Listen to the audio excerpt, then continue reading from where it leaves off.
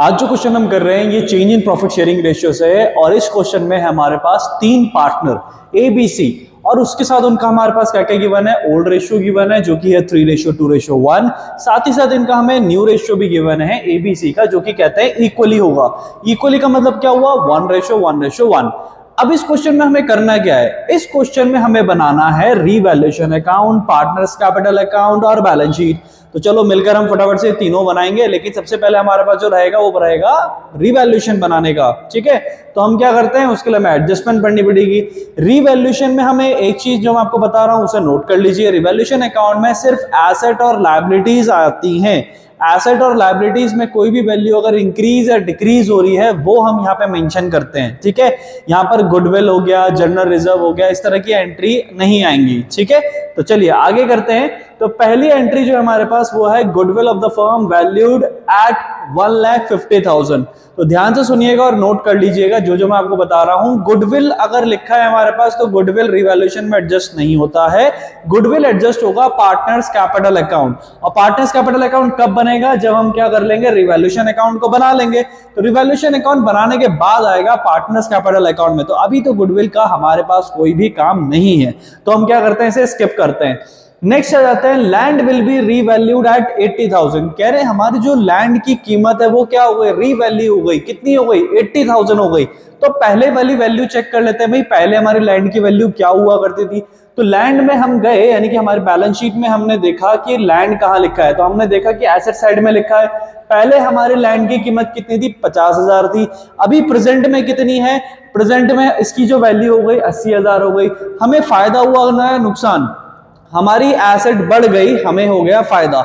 जब भी हमारी एसेट इंक्रीज होगी तो इसे बोलते हैं इंक्रीज इन एसेट। और इंक्रीज इन एसेट को हम रीवैल्यूएशन का जो फॉर्मेट है पर्टिकुलर अमाउंट, उसमें हम इसे नोट करते हैं क्रेडिट साइड। जब भी एसेट हमारी इंक्रीज हो जाए, कोई भी एसेट हो और वो इंक्रीज हो जाए, तो हम उसे कहां नोट करते हैं, हम उसे नोट करते हैं हमारे क्रेडिट साइड। ठीक है, अभी हमारी कितनी एसेट बढ़ी, पहले थी 50,000, ठीक है, और अभी कितनी हो गई, अभी हो गई 80,000। तो हमें 30,000 का फायदा हुआ। तो जो डिफरेंस आया वो हम हमेशा मेंशन करते हैं। तो हमें 30,000 रुपए क्या करना है, यहाँ पे लिखना है। हम क्या लिखने वाले हैं, हमारी लैंड की वैल्यू इंक्रीज हुई तो लैंड ही लिखेंगे। हम लिखेंगे बाय लैंड, कितना आएगा, 30,000 आएगा। ठीक है, इसके बाद क्या है, नेक्स्ट स्टेप चलते हैं। नेक्स्ट स्टेप में हमें बताया गया है कि भाई हमारी जो लैंड के साथ क्या हुआ, बिल्डिंग की जो कीमत है वो क्या हुई, डेप्रिशिएटेड होगी। बिल्डिंग भी डेप्रिशिएटेड बाय 6%। कह रहे हैं हमारी बिल्डिंग की कीमत घट गई। अभी मैंने आपको बताया कि हमारी अगर लैंड की कीमत या फिर कोई भी एसेट है उसकी वैल्यू अगर बढ़ती है तो उसे क्रेडिट लिखते हैं। लेकिन अगर मैं उसी का अपोजिट कहूं, हमारी कोई भी एसेट है उसकी वैल्यू घट रही है, कम हो रही है, नुकसान हो रहा है, तो कहां लिखेंगे, आप बोलोगे सर अपोजिट कर देंगे यानी कि डेबिट कर देंगे। तो ध्यान रखना कि भाई जब भी हमारी क्या होती है, एसेट की वैल्यू डिक्रीज होती है तो वो लिखा जाता है डेबिट साइड। ठीक है, तो अभी क्या हो रहा है, हमारी जो बिल्डिंग है उसकी कीमत कितनी कम हो रही है, 6% कम हो रही है। 6% का मतलब क्या हुआ कि बिल्डिंग है हमारे पास 50,000 का हमें क्या कैलकुलेट करना है, 6%, जो कि आप इसे कैलकुलेट करोगे तो आपको पता चलेगा वैल्यू है 3,000 रुपीज। तो हमारी जो बिल्डिंग की कीमत है हम क्या लिखने वाले हैं, हम यहाँ पे लिखेंगे टू बिल्डिंग 3,000 रुपीज। ठीक है, हमने लिख लिया। इसके बाद हमें क्या करना है, इसके बाद हमारे पास आ जाएगा नेक्स्ट स्टेप जहां पे क्या बताया गया, क्रेडिटर्स। कह रहे creditors of 6,000 were not likely to be claimed and hence should be return off. तो अब यहां पर ये आपको कह रहे हैं कि हमारे पास जो क्रेडिटर्स थे जिन्हें हमने पैसा देना था, कितना को पैसा देना था, हमने 50,000 रुपए देना था, उसमें से अब हमें क्या नहीं करने पड़ेंगे, 6,000 रुपए नहीं देने पड़ेंगे क्योंकि वो पैसा नहीं मांग रहे या फिर उन्होंने वो पैसा हमें माफ कर दिया। ठीक है, तो अब पहले तो देने थे 50,000 रुपए, अब 6,000 नहीं देने हैं, तो मतलब कितने देने हैं, आपने देने हैं 44,000, है ना। 50,000 माइनस 6,000, 44,000। तो इट मीन्स आपको 6,000 रुपए का क्या हुआ, फायदा हो गया। किसी भी तरह का जो फायदा हो रहा है वो हम क्रेडिट साइड में नोट कर रहे हैं। ठीक है, तो यहां पर क्या हुआ, हमारा एक तरह से फायदा हो गया। लेकिन हम इसको ऐसे भी देख सकते हैं कि हमारी जो लायबिलिटी है वो डिक्रीज हो गई। याद रखिए, जब भी हमारी एसेट इंक्रीज होती है तो क्रेडिट साइड लिखते हैं, एसेट डिक्रीज होगी तो हम उसे डेबिट साइड लिखते हैं। इसी तरह से लायबिलिटी भी है, लायबिलिटी अगर हमारी इंक्रीज हो रही है तो डेबिट साइड लिखते हैं, और अगर हमारी लायबिलिटी डिक्रीज हो रही है तो उसे क्रेडिट साइड लिखते हैं। तो हमारी लायबिलिटी क्या हो गई, एक तरह से कम हो गई, पहले 50 देने थे अब 44 देने, तो 6000 का फायदा हो गया, यानी लायबिलिटी डिक्रीज हो गई। ठीक है, तो इसको हम कहां लिखेंगे, हम इसे लिखेंगे क्रेडिट साइड में। तो हम इसे क्या लिखेंगे, जो भी हमारा इसका नाम है हम वो लिख देंगे, जैसे कि बाय क्रेडिटर। ठीक है, कितना आएगा, यहां पर आएगा 6000। अब हमें क्या करना है, क्या हमने सारी एंट्री कर ली, हमने जितनी एंट्री थी वो सब एडजस्ट कर दी एक्सेप्ट गुडविल, क्योंकि एक्सेप्ट मैंने कहा था पार्टनर्स कैपिटल अकाउंट में आएगा। हमने फिलहाल जितना चाहिए था उतना हमने लिख चुके हैं। अब हम क्या करते हैं, फटाफट से इसका सॉल्यूशन निकालते हैं। कौन सी साइड ग्रेटर है, 3000 या इधर 30000? तो 30000 वाली साइड ग्रेटर है, तो उसी का हम क्या करेंगे, टोटल करेंगे। जो भी साइड ग्रेटर होती है उसका टोटल करेंगे। 30000 प्लस 6000, यहां पर आएगा हमारे पास 36000।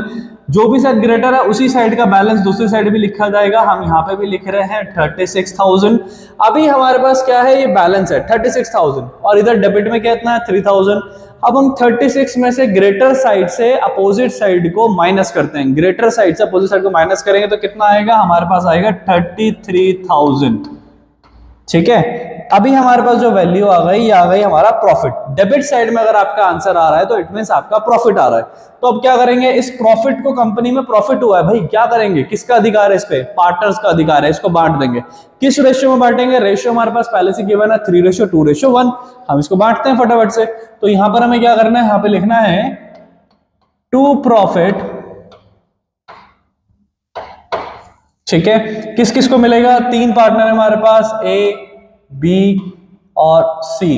ठीक है, कितना कितना मिलेगा। अब जब हम क्या करेंगे, 33000 को डिस्ट्रीब्यूट करेंगे 3/6 में, 2/6 में और 1/6 में, तो हमारे पास तीनों पार्टनर को कुछ प्रॉफिट मिलने वाला है। प्रॉफिट में यानी कि हिस्सा मिलने वाला है। कितना कितना मिलेगा, हम यहाँ पे फटाफट से क्या करते हैं, इसे लिख लेते हैं।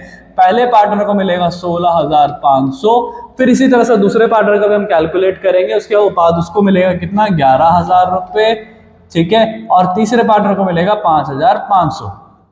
ठीक है, अब सिंपली हमने क्या करा, 33000, हमने यहाँ पे एक छोटी सी कैलकुलेशन करी है एक्चुअली। 33000 इनटू क्या करा, उसका शेयर, पहले पार्टनर का शेयर था 3/6, तो 3/6, जब हम 3/6 करके कर रहे हैं इसे, तो हमारे पास 16500 आ जाएगा।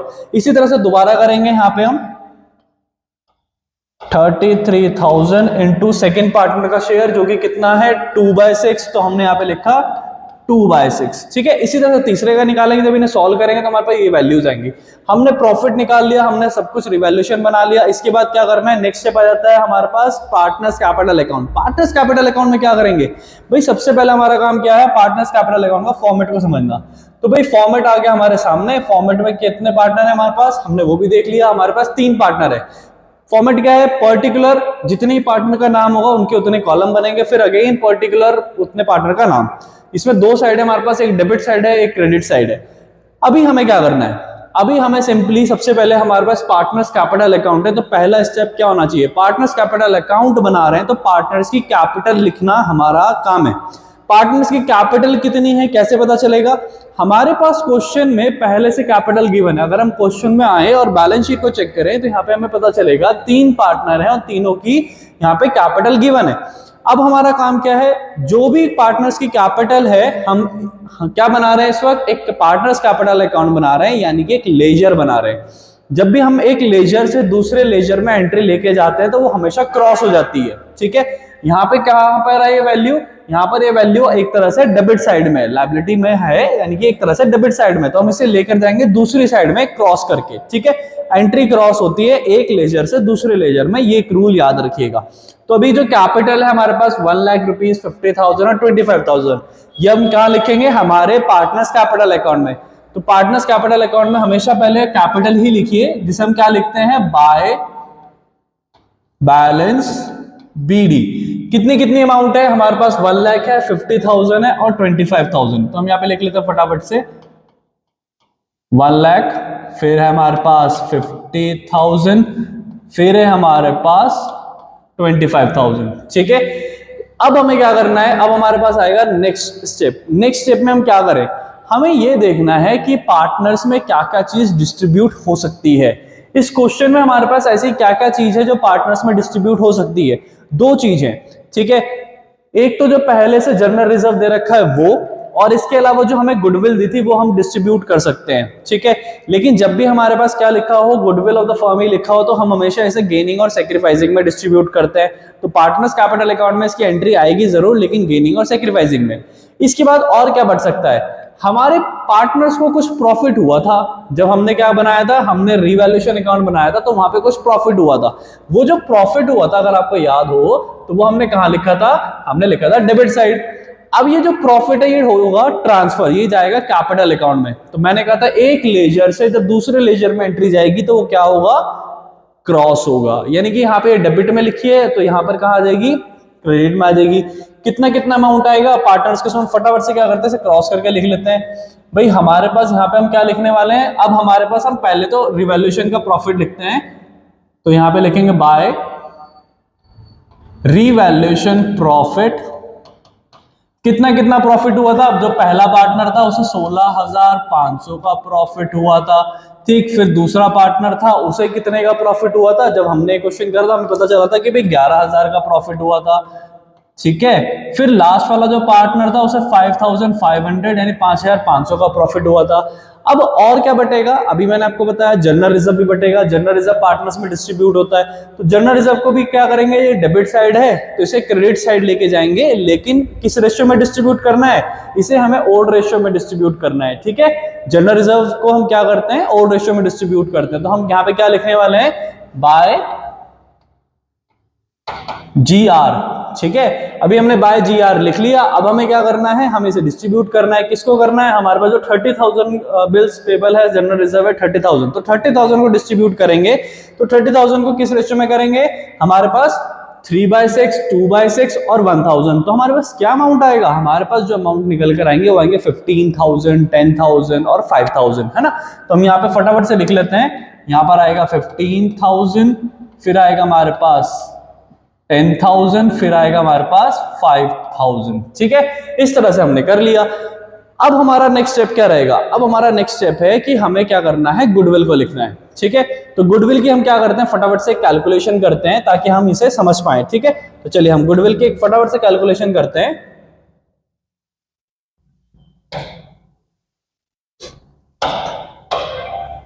गुडविल के लिए हमारे पास क्वेश्चन में क्या अमाउंट था, गिव मी अ मोमेंट।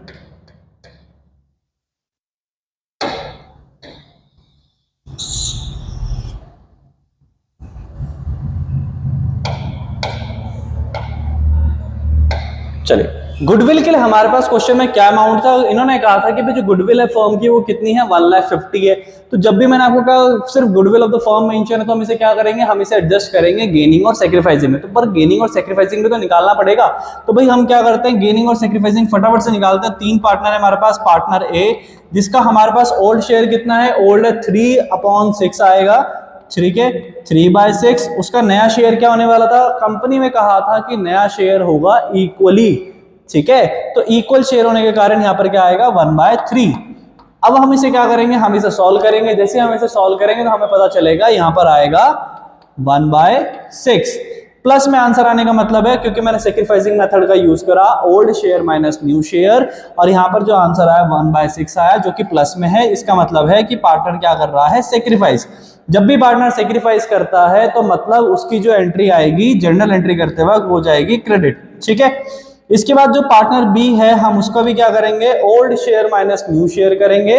तो यहां पर जो old share minus new share करने पे इसका आंसर आएगा 2/6 माइनस 1/3 इक्वल्स टू 0। यानी कि जो दूसरा पार्टनर है वो कुछ नहीं कर रहा है। लेकिन इसके बाद जब हम थर्ड का निकालेंगे यहाँ पे, जो कि कितना आएगा हमारे पास 1/6 और 1/3, ओल्ड शेयर माइनस उसका न्यू शेयर। तो जब हम यहाँ पे करेंगे तो हमारे पास आएगा माइनस का 1/6। तो यानी ये पार्टनर क्या कर रहा है, गेन कर रहा है। जब भी आंसर माइनस में आए सेक्रीफाइसिंग मेथड को यूज करके, तो आंसर का मतलब है कि वो पार्टनर गेन कर रहा है। गेन करने का मतलब है कि यहाँ पर एंट्री जाएगी डेबिट में। चलिए ये तो हमने फाइंड आउट कर लिया। अब हम निकालते हैं फटाफट से वो अमाउंट जो इन दोनों के बीच में डिस्ट्रीब्यूट होना है। और एक चीज और समझते हैं कि अगर कोई पार्टनर सेक्रीफाइस कर रहा है तो इसका मतलब ये हुआ कि वो पार्टनर जो है क्रेडिट में जाएगा। यानी कि इस पार्टनर से इतना पैसा कंपनी ने मंगाना है, जो सेक्रीफाइस कर रहा है कंपनी ने ये पैसा उससे मंगाना है, और जिस पार्टनर में गेन कर रहा है, जो पार्टनर गेन कर रहा है, मतलब कंपनी ने उतना पैसा उसे देना है। अब कितना पैसा देना है फटाफट से निकालते हैं।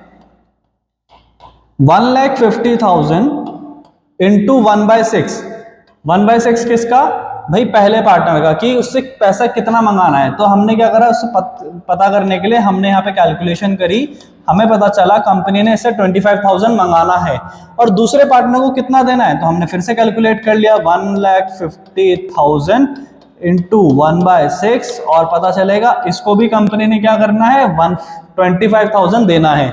मतलब एक से 25,000 मंगाना है तो दूसरे को 25 देना है। अब ये चीज कंपनी क्या कर रही है, दोनों के बीच एडजस्ट कर देगी कि ठीक है भाई, तुम पैसा लाके बी को दे या सी को पे कर देना, तुम दोनों में सेटलमेंट हो जाएगा, क्योंकि एक ने मुझे पैसा देना और एक को मैंने पैसा देना भी है ना। तो वो आपस में एडजस्टमेंट करा दी। अब इसको हम कैसे करेंगे, यहां पर हम कैसे लिखें, जब भी हम पार्टनर से पैसा मंगा रहे हैं तो हम उसे क्रेडिट साइड लिख रहे हैं, ठीक है। तो यहां पर भी हम क्या कर रहे हैं, लेजर में ये चीज ध्यान रखेंगे, जिस पार्टनर से पैसा मंगाना है, यहां पर किससे मंगाना है, यहाँ पे सेक्रीफाइस कौन कर रहा है, ए कर रहा है, तो ए से हमें क्या करना है, पैसा मंगाना है। जिससे पैसा मंगाना है उसके क्रेडिट साइड से हम पैसा मंगाते हैं। तो यानी कि हम ए से पैसा मंगाएंगे कितना, 25,000 रुपए वो मंगाएंगे क्रेडिट में लिखकर कि भाई ए से पैसा मंगाया जा रहा है। लेकिन किसके लिए मंगा रहे हैं ये भी तो बताना जरूरी है। तो हम ए के सामने नाम लिखेंगे बाय सीज कैपिटल, ठीक है। ऐसा क्यों करा भाई, सिंपल सी बात है, ए से पैसा मंगाएंगे तो किसके लिए मंगा रहे हैं, सी के लिए मंगा रहे हैं, तो हमने यहाँ पे नोट कर लिया।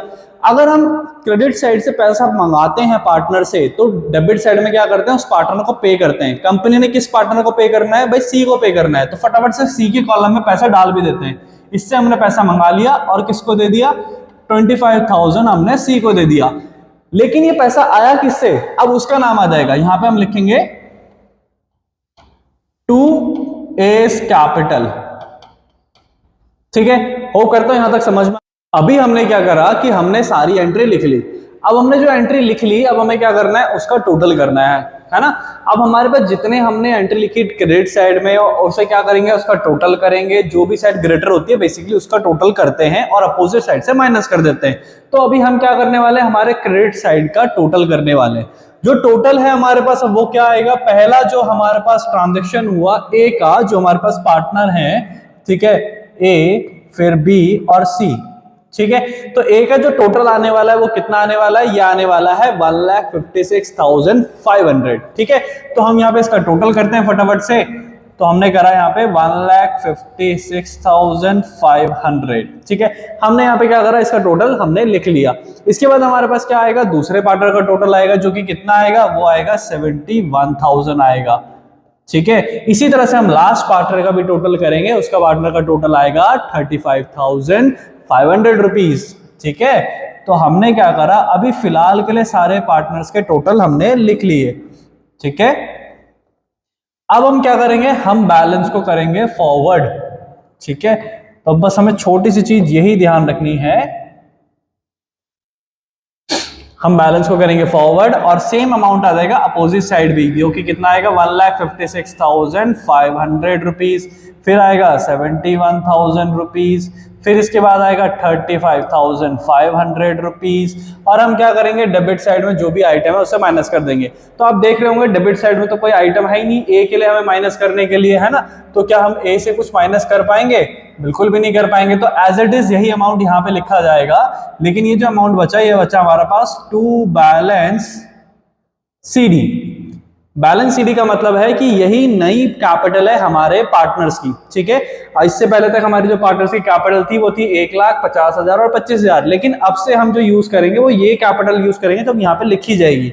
तो कितना आएगा, 1,56,500 को माइनस करने के लिए कुछ नहीं है, तो हम डायरेक्टली लिख देंगे इतना ही, 1,56,500, जिसमें आएगा इसके बाद 71,000 एज इट इज। लेकिन जो आखिरी पार्टनर है 35,500, इसके हमारे पास यहाँ पर क्या थी, एक वैल्यू थी जो कि कितनी है हमारे पास, 25,000 थी, ठीक है। तो हम इसमें क्या करेंगे, 35,500 में से 25,500 को माइनस करेंगे, ठीक है। तो हम ये क्या करते हैं, माइनस करते हैं, तो हमारे पास कितना बचेगा, 10,500 की एक वैल्यू हमारे पास बचेगी, ठीक है। चलिए अभी हमारे पास क्या होगा, ये हमारी न्यू कैपिटल होगी। अब हमें बनानी है इसके बाद बैलेंस शीट। बैलेंस शीट बनाना और भी ज्यादा आसान है, क्योंकि बैलेंस शीट में हमें क्या करना है, एज इट इज जो चीज हमें चेंज दिख रहा है वो लिख देना है, और इसके अलावा जिसमें हमने कोई चेंज नहीं करा वो हम वैसे का वैसे ही उतार देंगे। जैसे कि पहले हम लायबिलिटी साइड करते हैं, तो जो क्रेडिटर्स थे हमारे, पहले तो हमें 50,000 देने थे, लेकिन बाद में कितने देने थे, क्योंकि रिवैल्यूएशन में चेंज आया था, रिवैल्यूएशन में हमें यह पता चला था कि 6,000 कम देने पड़ेंगे। तो क्रेडिटर्स की अब जो नई वैल्यू है जो हमें पे करनी है वो 6,000 हटा के हम यहाँ पे लिखने वाले हैं। ठीक है, हम क्या लिखने वाले हैं, हमारे क्रेडिटर्स की वैल्यूज को लिखने वाले हैं, जो कि कितनी आएगी, 44,000 रुपीज आएगी। ठीक है, अब हमने पास नेक्स्ट आ जाओ, बिल्स पेबल। क्या बिल्स पेबल से रिलेटेड कोई एंट्री थी? कोई एंट्री नहीं थी, तो हम क्या लिखेंगे यहाँ पे, बीपी कितना आएगा हमारे पास, पहले था 20,000 तो अभी भी आएगा वो हमारे पास 20,000। ठीक है, इसके बाद क्या है, नेक्स्ट है हमारे पास जर्नल रिजर्व। जर्नल रिजर्व तो हमने क्या करा, पार्टनर्स कैपिटल अकाउंट में डिस्ट्रीब्यूट कर दिया। तो जो चीज पैसा चला गया वो तो अब क्या करेंगे, उसको तो नहीं लिख सकते ना, तो डिस्ट्रीब्यूट हो गया, तो इसको ये एंट्री नहीं आएगी। इसके बाद आ जाओ कैपिटल। कैपिटल अभी अभी मैंने आपको बताया, ये तो थी पुरानी कैपिटल, अब हमने न्यू कैपिटल निकाल ली है ना। न्यू कैपिटल को अब यहाँ पे लिखेंगे, तो कैपिटल में अब जो पार्टनर्स की हमने कैपिटल निकाली है वो आएगी, यानी कि कैपिटल ए की, बी की और सी की भी। ए की कितनी कैपिटल अभी हमने फाइंड आउट करी थी, हमने करी थी 1,56,500। ठीक है, 1,56,500। इसी तरह से हमने बी की भी फाइंड आउट करी थी 71,000। ठीक है, इसी तरह से हमने यहाँ पे सी की भी एक कैपिटल मेंशन करी थी, वो कितनी थी, 10,500 रुपीज। अब हमने सारी एंट्री कर दी, अब हमें क्या करना है, इन तीनों का टोटल बाहर लिख लेते हैं। अभी तो हमने इंटरनल कैलकुलेशन करी है, अब जो इंटरनल कैलकुलेशन करी है उसकी कैलकुलेशन बाहर लिख देते हैं, बस इतना ही तो हमें करना है। तो क्या करेंगे, 2,38,000। ठीक है, हमने ये कर दिया। अब हमारे पास डेबिट साइड तैयार होगी, अब आ जाते हैं क्रेडिट साइड। क्रेडिट साइड में क्या क्या चेंज थे, लैंड की कीमत पहले थी 50,000 लेकिन बाद में हुई थी 80,000, तो नई वैल्यू कितनी है लैंड की वो हमें लिखनी है। तो लैंड की नई वैल्यू है 80,000, तो हम यहाँ पे नई वैल्यू को लिखते हैं हमेशा चेंज करके जो आई। ठीक है, अब बिल्डिंग में क्या था कि भाई बिल्डिंग की वैल्यू हमारी पहले तो 50,000 थी, लेकिन 3,000 रुपए की कीमत इसमें कम हो रही थी, 6% का डेप्रिसिएशन लगाया था ना रिवैल्यूएशन में, तो वही हमें कम करके लिखना है। तो हम यहाँ पे लिखेंगे बिल्डिंग कितना आएगा, 47,000 आएगा, 3,000 कम करके। ठीक है, इसके बाद हमारे पास प्लांट है 1,00,000 रुपए, कोई एडजस्टमेंट नहीं थी क्वेश्चन में, तो एज इट इज वैल्यू आएगी प्लांट की। हम क्या करेंगे, प्लांट को एज इट इज लिख देंगे, कितना लिखेंगे, 1,00,000 रुपीज लिखेंगे। इसके बाद क्या करना है, स्टॉक में भी कोई चेंज नहीं था, डेटर में भी कोई चेंज नहीं था, तो हम दोनों को एज इट इज लिख लेंगे। स्टॉक को हम यहाँ पे लिखेंगे एज दिस 40,000 रुपीज। ठीक है, फिर हम यहाँ पे डेटर्स में भी कोई चेंज नहीं था, तो उसको भी लिखेंगे एज इट इज 30,000 रुपीज। और लास्ट में बैंक है, बैंक की भी वैल्यू में हमने कुछ एडजस्टमेंट यहाँ पे तो देखी नहीं, तो हम क्या करेंगे, एज इट इज लिख देंगे। ठीक है, बैंक की वैल्यू कितनी है, 5,000 रुपीज। ठीक, अब हमारे बन की बैलेंस शीट पूरी तैयार, डेबिट साइड की भी और क्रेडिट साइड की भी, एसेट यानी और लायबिलिटी दोनों तैयार हो गई। अब हमें क्या करना है, बस टोटल करना है, इन सबका टोटल करेंगे तो दोनों साइड इक्वल आंसर आना चाहिए। अब आपका होमवर्क यह है कि आपने अगर revaluation account, partner capital account और बैलेंस शीट मेरे साथ साथ बनाई है और आपसे प्रॉपर बनाई है और आपको समझ में आया है, तो इन दोनों का टोटल करो। जो टोटल आएगा वो आप मुझे कमेंट सेक्शन में मेंशन करके बताना कि क्या टोटल आ रहा है, और अपनी बुक से आंसर मैच करके बताना कि वो टोटल जो आ रहा है वो बिल्कुल मैच हो रहा है या नहीं हो रहा है। ठीक है, चलिए अब हम मिलेंगे हमारे नेक्स्ट वीडियो में, और अपना होमवर्क ध्यान से पूरा कीजिएगा। चलिए।